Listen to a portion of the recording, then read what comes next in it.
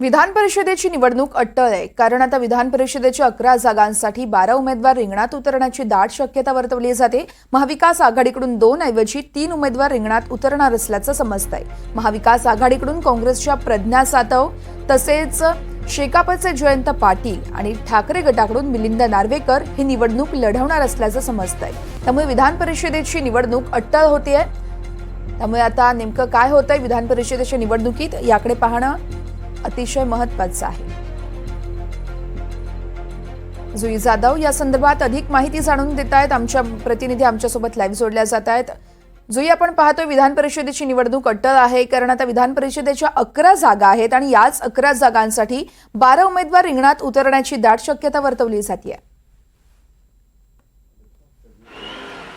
प्रज्ञा, विधान परिषद निवडणुकीसाठी 11 जागांवर मतदान होणार आहे। 11 जागा रिक्त होणार आहे आणि त्यासाठी आता 12 उमेदवार रिंगणात उतरलेले आहेत।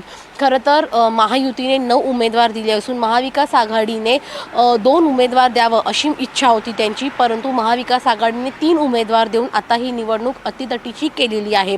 काल जर आपण पाहिलं तर मग जी माहिती आपल्यापर्यंत मिळाली होती त्या माहितीनुसार महाविकास आघाडीचे नेते जे महायुतीचे नेते आहेत त्यांच्यासोबत चर्चा करणार होते आणि ही निवड बिनविरोध व्हावी अशी मागणी करणार होते। म्हणजेच महायुतीने 8 उमेदवार द्यावे अशी त्यांची मागणी होणार होती। मात्र ती चर्चा कदाचित सकारात्मक झाली नाही किंवा ती चर्चा झाली देखील नसावी आणि ठाकरे गटाने त्यांच्याकडे तसं बघायला गेलं तर फारशी मतं नसताना देखील त्यांचा उमेदवार उतरवलेला आहे।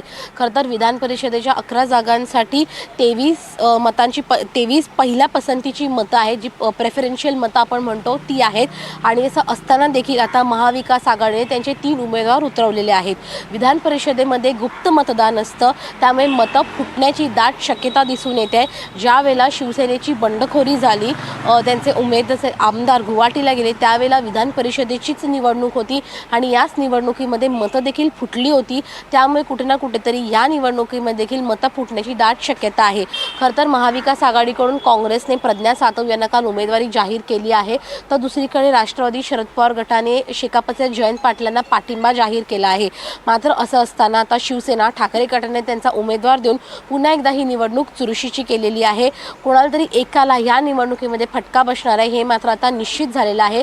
मात्र तो उमेदवार कोणाचा आहे हे पाहणं महत्त्वाचं राहणार आहे, कारण का जर आपण पाहिलं तर मग महायुतीने विश्वास दर्शवला आहे की आमचे जे 9 उमेदवार आम्ही दिले आहेत ते 9 उमेदवार आमचे निवडून येणार आहेत, कारण का आमच्याकडे तेवढं मताधिक्य आहे। तर दुसरीकडे महाविकास आघाडी नेत्यांचं म्हणणं आहे की आमचे देखील 3 उमेदवार निवडून येणार आहेत, कारण का शिंदे गटाचे आणि राष्ट्रवादी गटाचे जे फुटून गेलेले आमदार आहेत त्यांच्यामध्ये नाराजी आहे फुटून गेल्याच्या नंतर, आणि त्यामुळे ते देखील आमच्याच उमेदवारांना मतदान करणार आहेत।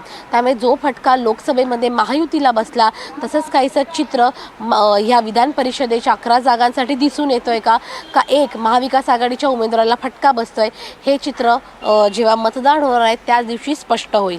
वर्षा, निश्चितच जुई, त्यामुळे येणाऱ्या काळात नेमकं काय घडतं हे पाहणं महत्त्वाचं आहे। तुर्तास धन्यवाद तुम्ही दिलेल्या सविस्तर माहितीसाठी।